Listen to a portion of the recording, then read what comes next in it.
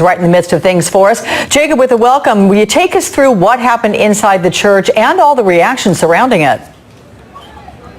So outside, you're going to be able to tell behind me that there are still some protesters around. They've been around for a couple of hours. Maybe at the max, we saw 50, 60 protesters, not happy, as you might imagine, that he is in their neighborhood. Now inside, we had Trump arrive a couple of hours ago. He pre-taped an interview with the pastor, as we already knew. What we didn't know is whether he was actually going to address the crowd.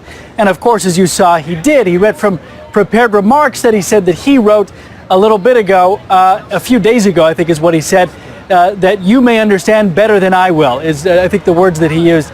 And then he proceeded to read those remarks for 10, 15 minutes. He went off script several times.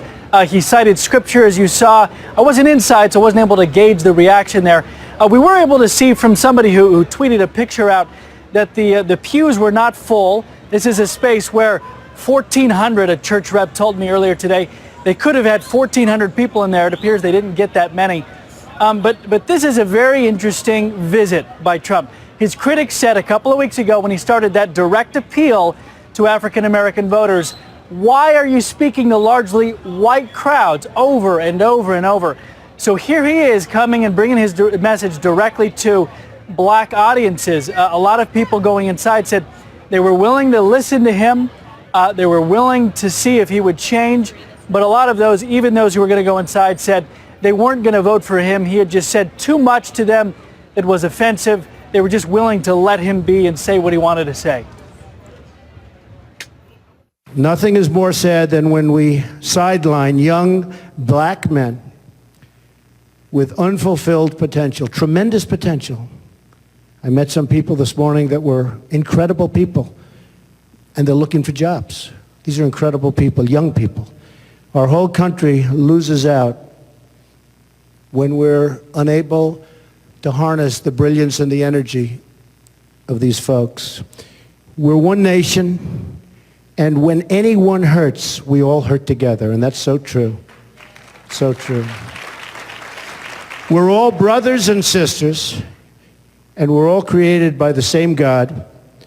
We must love each other and support each other, and we are in this all together, all together. I fully understand that the African American community has suffered from discrimination and that there are many wrongs that must still be made right. They will be made right. I want to make America prosperous for everyone. Of course, the only way for Trump to go in terms of public opinion and support from the African American community is up. In our most recent poll, he's at 1%, and others he's at 2, 3, 4%. Historic lows, so there's that. But then there's also the crowd who says that this is part of his appeal to his base, those who are leaving, white voters largely, because they don't like the label that is put on Trump supporters and Trump of being a racist. But one thing is for sure, that in the last couple of weeks, Trump has consistently hit this message. I mean, in every rally, in his prepared remarks, he has made a direct appeal to African American voters, and here he is in Detroit. A couple of protesters said, I give him an A for showing up, but I won't vote for him. Interesting to see how others feel about that. Yeah. Alex? Well, he clearly has some work to do with that community. So Jacob Rascon, thanks so much. One last